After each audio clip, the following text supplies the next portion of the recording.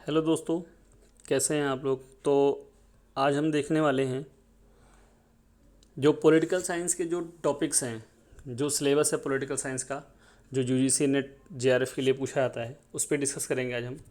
तो क्योंकि अभी दिसंबर में हमारा एग्ज़ाम होने वाला है, तो सबसे पहले हमें ये ध्यान रखना होगा कि हमारे सिलेबस में क्या क्या चीज़ें हैं जिसको हमें पढ़ना है। हमें सिलेबस से बाहर कुछ नहीं पढ़ना। जो सिलेबस के अंदर है, जो सिलेबस में है, हमें सिर्फ उसी पे ध्यान देना है, उसी पे फोकस करना है और हमें किसी और पे ध्यान नहीं देना। तो चलिए अभी हम देखते हैं कि क्या क्या चीज़ें हैं। तो सबसे पहले जो हमारा टॉपिक है वो विषय है राजनीति विज्ञान। राजनीति विज्ञान जो यूजीसी नेट ने क्वेश्चन पूछा था, इसको यूजीसी नेट एग्ज़ाम एनटीए जो द्वारा ये एग्ज़ाम होता है। ठीक है, तो अभी इस पे हम देखेंगे कि क्या क्या चीज़ें इसमें होती हैं। ठीक है, तो इसमें कई इकाई होते हैं। पहला इकाई होता है राजनीतिक सिद्धांत। पहला इकाई हमारा है राजनीतिक सिद्धांत। राजनीतिक सिद्धांत में एक अवधारणाएं होती हैं और एक होती है राजनीतिक परंपराएं। अवधारणाओं में तीन चार चीज़ें: स्वतंत्रता, समानता, न्याय, अधिकार, लोकतंत्र, शक्ति और नागरिकता। यहाँ पे शक्ति थोड़ी गलती लिखी हुई है, ठीक है ना। शक्ति और नागरिकता। तो इतने टॉपिक्स हैं। कितने? एक दो तीन चार पाँच छः सात, सात टॉपिक आपके जो है इसमें हैं। किसमें? अवधारणा में। ठीक है, सात टॉपिक अवधारणा में हैं। और उसके बाद राजनीतिक परंपरा में भी आपके कितने हैं? टोटल सात आठ हैं। जैसे कि इसमें क्या है? उदारवाद है, अनुदारवाद है, समाजवाद है, मार्क्सवाद है, नारीवाद है और परिस्थितिवाद, बहुसंस्कृतिवाद और उत्तर आधुनिकतावाद।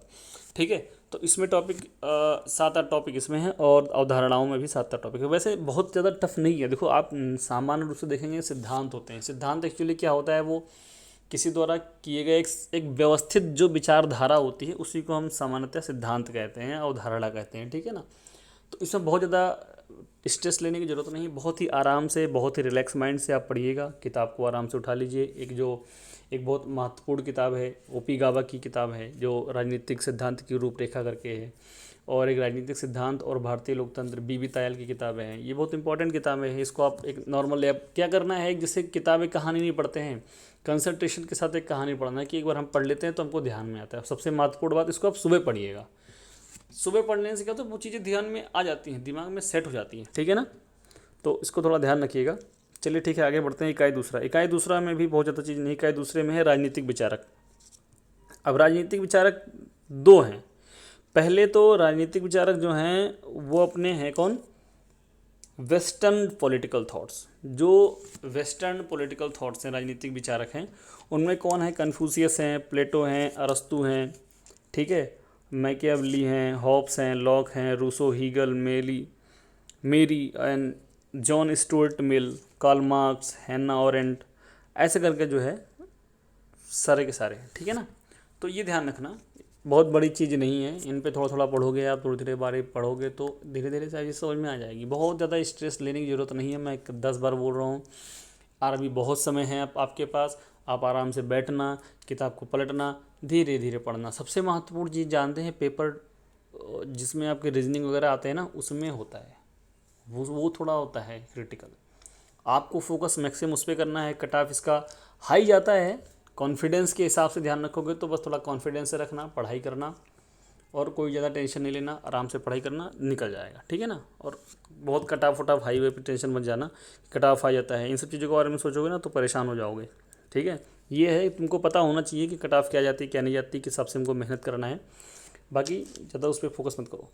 अगला जो है अगला जो आपका है भारतीय राजनीतिक विचारक। ठीक है, भारतीय राजनीतिक विचारक में इसमें आपको मिलेंगे धर्मशास्त्र, कौटिल्य देखो ये सब चीज़ें आ गई, और कबीर, बर्नी, Pandita Ramabai, Bal Gangadhar Tilak, Swami Vivekananda, Rabindranath Tagore, M.K. Gandhi, Shri Aurobindo Periyar, E.V. Ramaswamy, Mohammad Iqbal, M.N. Roy, B.D. Savarkar, doctor Bhimrao Ambedkar, Jawaharlal Nehru, doctor Ram Manohar Lohia, Jayaprakash Narayan, Deendayal Upadhyaya. ठीक है, तो जो भारतीय विचारक हैं, बहुत सारे विचारक ऐसे हैं जो जैसे नहीं दिए हुए हैं। मुझे लगता है उस चीज़ों को भी जोड़ना, जिसे जोड़ना चाहिए इंडिया को।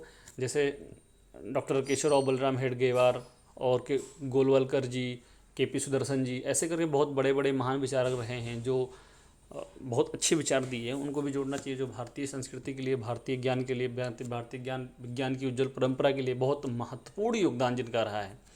ऐसे भी 2-3 विचारक हैं, बाकी उस पर हम ध्यान नहीं देंगे। सबसे पहले हमें जो सब्जेक्ट है, जो टॉपिक है, जो सिलेबस है, हमें उस पर ज़्यादा फोकस करना है। अगर हम उस पर फोकस रखेंगे तो मुझे लगता है वो बहुत अच्छा और बहुत बेटर हो जाएगा, ठीक है ना। अब अगला टॉपिक है हमारा, क्या है, वो है तुलनात्मक राजनीतिक विश्लेषण। ये बहुत महत्वपूर्ण है भैया, ठीक है, और अच्छा भी है। तो अगर आप इसको देखेंगे तो बहुत बढ़िया टॉपिक है, थोड़ा बड़ा भी है। इसमें क्या क्या चीज़ें हैं, चलो एक एक करके देखते हैं हम। इसमें है उपागम, ठीक है।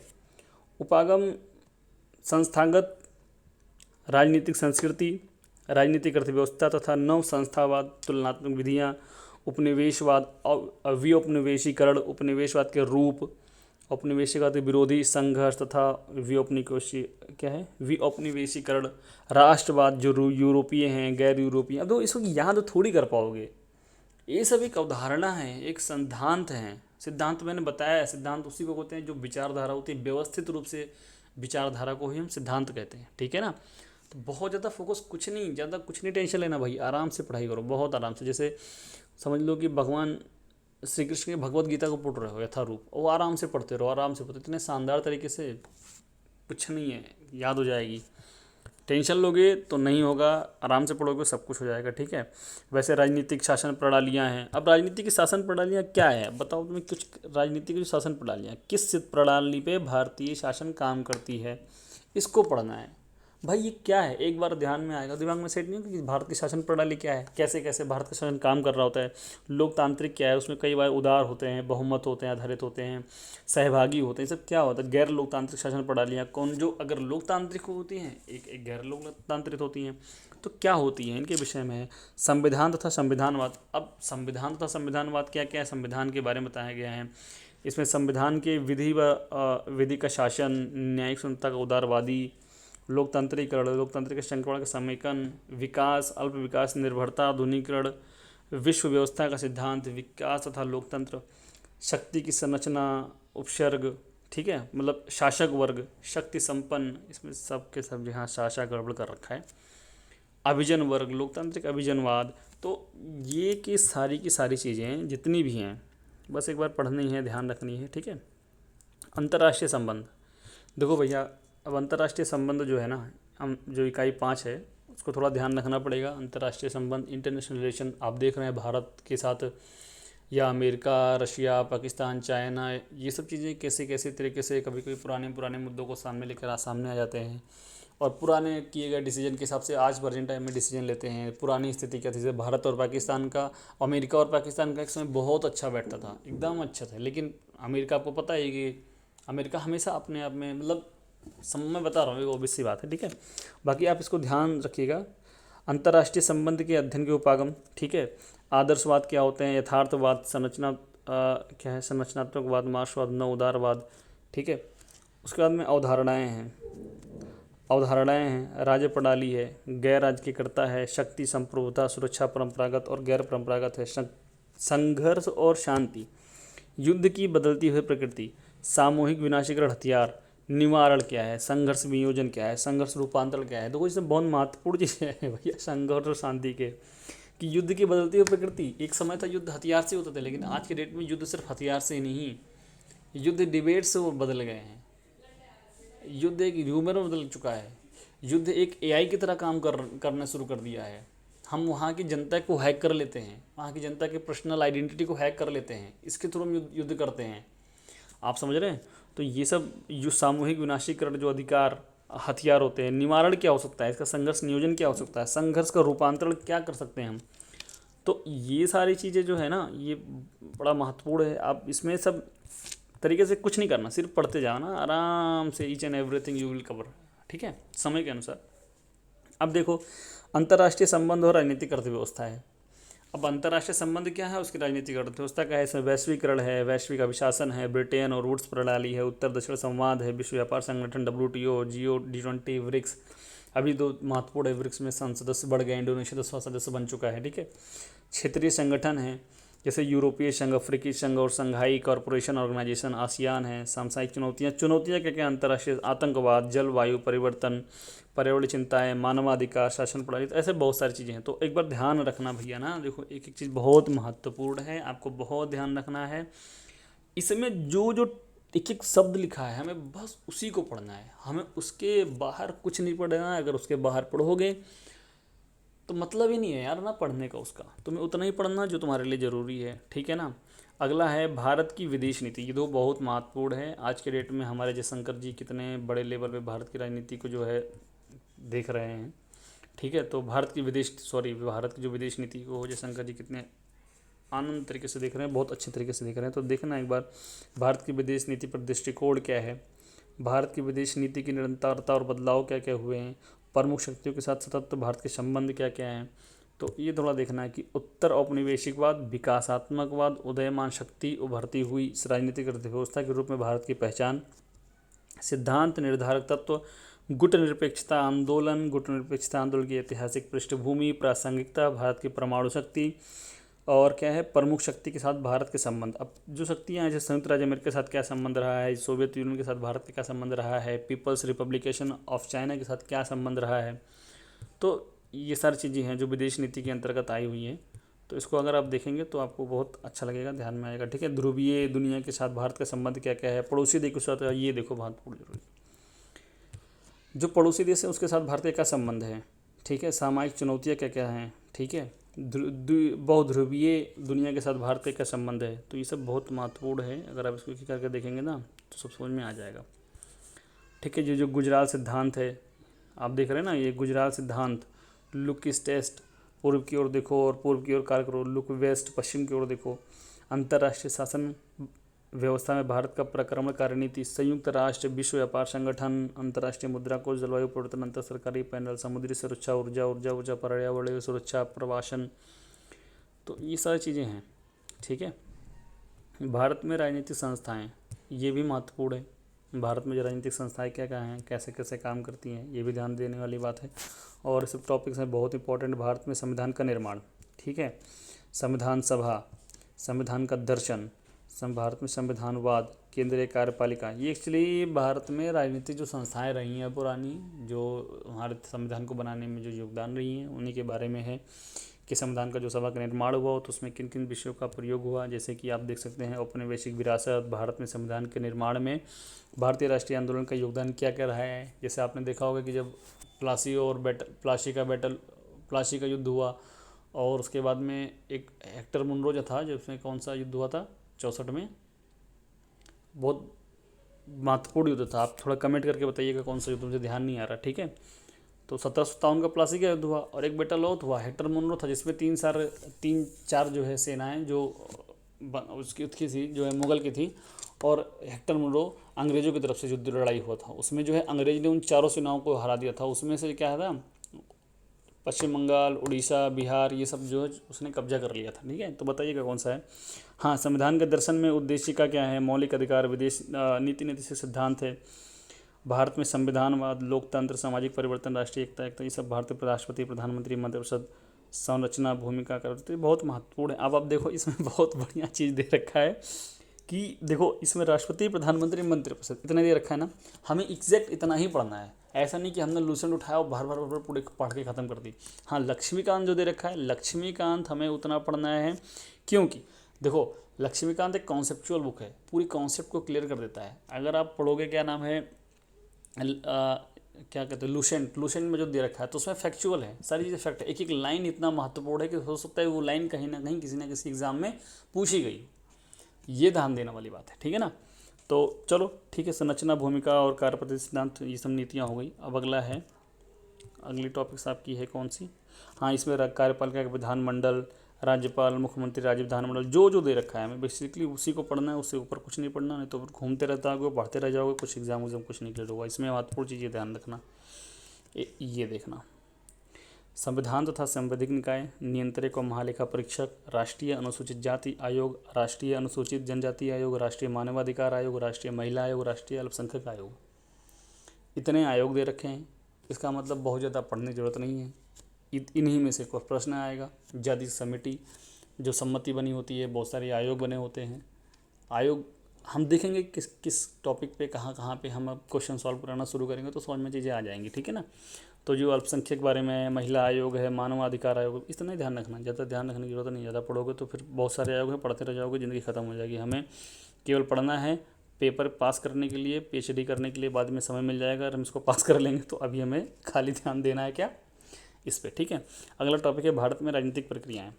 तो अब भारत में राजनीतिक प्रक्रियाएँ कैसे कैसी हैं, राजनीति में किस प्रकार सिद्धांत से काम कर रहा होता है, तो इसको हम ये देखेंगे। तो इसमें पहला है क्या है कि राज्य अर्थव्यवस्था का विकास, भारत राज्य की प्रकृति, विकास योजना मॉडल, नौ आर्थिक नीति वृद्धि तथा मानव विकास, वैश्वीकरण की प्रक्रिया, सामाजिक और आर्थिक निहितार्थ क्या है। भारत की राजनीति है कि धर्म, जनजाति, जाति, क्षेत्र, भाषा, सामाजिक आंदोलन में दलित है, जनजातीय है, महिला है, किसान है, श्रमिक है, और नागरिक समाज के समूह में का, और गैर दलीय सामाजिक गैर सरकारी मंच, सामाजिक अभियान, अभियोजन अभियान समूह, ठीक है ना। तो इतनी सारी चीज़ें हैं, और साथ में आपके साथ कौन सा है, देखो ये जरूरी है, कितनी ज़रूरी चीज़ें हैं। भारत में जेंडर और राजनीति, भारत में दलों की विचारधारा और सामाजिक आधार, राष्ट्रीय दल, राज्य स्तरीय दल कौन कौन से हैं, राजनीति चुनाव के बाद सहभागिता किस किस की होती है, चुनावी प्रतिद्वंदता क्या होता है, प्रतिनिधित्व किसकी होती है, उभरती प्रवृत्तियाँ क्या क्या होती हैं। आई बात समझ में। तो क्या क्या चीज़ें हैं, हमें इस पर ध्यान देना है। फिर सबसे इम्पोर्टेंट लोक प्रशासन, लोक प्रशासन देखना इसमें, लोक प्रशासन क्या क्या है, अर्थ और विकास, ठीक है, अर्थ और विकास, लोक तथा निजी प्रशासन उपागम, प्रणाली सिद्धांत, निर्णय निर्माण, परिस्थितिकी और उपागम, इतनी सारी चीज़ें इसमें दे रखी, ठीक है। एक एक करके आप देखना, पढ़ाई करना। याद करने वाली कुछ चीज़ें नहीं है, मैं 10 बार बता रहा हूँ, याद करने वाली बहुत ज़्यादा चीज़ें नहीं हैं, ये सब कॉन्सेप्चुअल चीज़ें हैं। एक बार ध्यान से पढ़ना होता है, जैसे ध्यान से किताब पढ़ते हैं, भगवान से प्रार्थना करते हैं, वैसे ही हम इस किताब को जो है पढ़ते जाएंगे और धीरे धीरे एग्ज़ाम हम पता नहीं लगेगा हम एग्ज़ाम क्लियर कर दिए, ठीक है ना। आराम से करेंगे, निकल जाएगा। लोक प्रशासन के सिद्धांत की अवधारणाएँ क्या क्या हैं, ठीक है, कि लोक इसकी अवधारणाएँ क्या क्या है, वैज्ञानिक प्रबंधन सिद्धांत क्या है, तर्कसंगत विकल्प, नौ लोक प्रशासन, विकास प्रशासन, ठीक है, बदलती हुई प्रकृति, संगठन के सिद्धांत और नियम, जिसमें वैज्ञानिक प्रबंधन सिद्धांत, अधिकारी तंत्र सिद्धांत, मानव संबंध सिद्धांत क्या है, संगठन के प्रबंधन के बारे में बताया गया, नेतृत्व तथा अभिप्रेरणा का सिद्धांत, संगठन संप्रेषण सिद्धांत, निगम चेस्टर बर्नौड संप्रेषण के नियम, संगठन में संघर्ष प्रबंधन, मेरी पार्कर फोलेट, अच्छा, उद्देश्य आधारित प्रबंधन पीटर ड्रकर की है, ठीक है ना। तो इन सब चीज़ों को हम ध्यान देंगे तो हमें समझ में आ जाएगी सारी बातें, ठीक है। अब अगला है और फाइनल इकाई जो है हमारी है इकाई नंबर 10, ठीक है। इकाई नंबर 10 में है भारत में शासन विधि और लोक नीति, ठीक है। भारत में शासन विधि तथा लोक नीति है, इसको हम थोड़ा ध्यान से देखेंगे कि ये कैसे काम करती है, क्या क्या चीज़ें इसके बारे में हैं, कौन कौन से टॉपिक हैं देखने के लिए। शासन, भारत के शासन के बारे में, सुशासन, लोकतांत्रिक शासन, राज्य की भूमिका, नागरिक समाज तथा व्यक्ति, उत्तरदायित्व का नियंत्रण, नियंत्रण संतुलन के लिए संस्थानिक तंत्र, कार्यपालिका पर विधायिका का नियंत्रण। अब देखो ये देखो कार्यपालिका पर विधायिका का नियंत्रण किस प्रकार से है, देखो भैया हम आपको बता रहे हैं लक्ष्मीकांत लेना, बहुत अच्छे से उसमें एक्सप्लेनेशन है, धीरे धीरे को समझ पढ़ोगे, कॉन्सेप्चुअल हैं, ध्यान में आ जाएंगी सारी बातें बहुत अच्छे से, ठीक है। प्रशासनिक तथा बजटीय नियंत्रण क्या क्या है, संसदीय समिति के माध्यम से नियंत्रण क्या क्या हो सकती है, विधायिका और कार्यपालिका पर न्यायिक नियंत्रण कैसे है, प्रशासनिक संस्कृति क्या है, भ्रष्टाचार और प्रशासनिक सुधार। ये ध्यान रखना कि जो जो प्रश्न पूछेंगे ना, देखो हमें क्या है, हम जब मान लो जो हम पढ़ रहे हैं संसद के बारे में तो हमें सिर्फ संसद के बारे में ही मिलेगा, फिर हम मान लो पढ़ते हैं कार्यपालिका तो हमें सिर्फ कार्यपालिका के बारे में ही मिलेगा। ये हमारा विश्लेषण होना होगा कि अगर वो पूछ रहा है कि विधायिका और कार्यपालिका पर न्यायिक नियंत्रण क्या क्या है, तो ये हमारा विश्लेषण, हमारा माइंड, हम जो पढ़ लिखा है अलग अलग पढ़ लिखा है उसका जो मिला के जो आएगा प्रश्न कि कैसे नियंत्रण कर सकता है, उसमें 4 ऑप्शन दिए होंगे, उस हिसाब से हम देख के लिख देंगे, ठीक है ना। चलो अब अगला है सुशासन के संस्थानिक तंत्र, सूचना का अधिकार, उपभोक्ता संरक्षण अधिनियम क्या है, सिटीजन चार्टर है, शिकायत निवारण प्रणाली है, ऑम्बुड्समैन, लोकपाल युक्त, लोकायुक्त, ठीक है। तो ये सारी चीज़ें हैं, एक बार एक एक करके आप देखेंगे, सारी चीज़ें बहुत इजीली आपको समझ में आ जाएंगी। अगला है योजना का विकास, योजना का विकास, ठीक है। योजना का विकास, जिसमें क्या क्या दे रखा है कि विकेंद्रीकृत योजना, विकासशील योजना, सतत विकास योजना, ठीक है। ई गवर्नेंस, EITI आयोग, सामाजिक आर्थिक विकास के उपकरण के रूप में लोक नीति, जिसमें आवास, स्वास्थ्य, पेयजल, खाद्य सुरक्षा, इन फिर क्या है MNREGNHRMTI, इतना बड़ा क्या है भाई, इसके बारे में होगा, ठीक है। तो इसको देख लेना भैया, इतना बड़ा कुछ दे रखा है, मुझे समझ नहीं आ रहा है, ठीक है। ठीक है, अब अगला एक लाइन और लिखा हुआ है, इसमें बताया गया हुआ है लोक नीति की निगरानी और सिट, क्या हो गया, लोक नीति की निगरानी और मूल्यांकन, शासन विधि को उत्तरदायी बनाने की क्रियाविधि क्या है, कि शासन जो विधि है उसको उत्तरदायी हम कैसे बना सकते हैं, जन सुनवाई, ऑडिट, ठीक है ना। तो ये टॉपिक्स हैं आपके पास, ठीक है, इसको देखने के लिए। और इसके बाद हमारा टॉपिक ख़त्म हो जाता है। सबसे बहुत महत्वपूर्ण बात ये है आपके लिए कि आप इसको देखिएगा, कट ऑफ जाता है, बहुत हाई नहीं जाती है, ठीक है। कट ऑफ के बारे में आप देख लीजिए। कट ऑफ के लिए तो बस आप इतना समझिएगा कि जो कट ऑफ जाएगा बहुत ज़्यादा नहीं जाता है। आप इतना ध्यान रखिएगा कि देखो, अगर हम बात करें सामान्यतः, अगर हम बात करने तो जनरल कैटेगरी के लिए जो होता है, OBC के लिए जो होता है, और SC ST के लिए, ठीक है। तो इसमें जो कट ऑफ बनते हैं, आप ये ध्यान, बहुत ज़्यादा हाई नहीं जाएगा, आप इसकी टेंशन मत लो। हाई जाता है, थोड़ा सा हाई जाता है, लेकिन आपको ये ध्यान रखना है कि हम पढ़ाई पे फोकस करेंगे। तुम ये ध्यान रखना कि लगभग लगभग आप ये ध्यान रखना कि आपको लगभग 200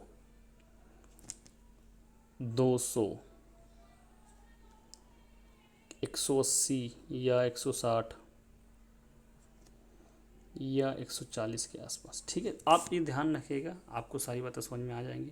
तो चलिए दोस्तों, धन्यवाद, आपको बहुत बहुत धन्यवाद। आप प्लीज़ अगर हमारे चैनल पे आएंगे, शायद मेरा पहला वीडियो भी है, शायद क्या सही में मेरा पहला वीडियो है, इसको मैंने अपलोड किया, आज मेरा पहला दिन है, इसको मैं अपलोड करूँगा। तो आप लोग का सपोर्ट चाहिए एक एक करके। धन्यवाद। अच्छा लगी वीडियो तो लाइक करना, शेयर करना, और अपने दोस्तों को भेज देना, देख लेना एक बार क्या है, ठीक है। ज़्यादा टेंशन नहीं लेना, करना होगा करना, कोई बात नहीं, ठीक है। Bye bye, love you.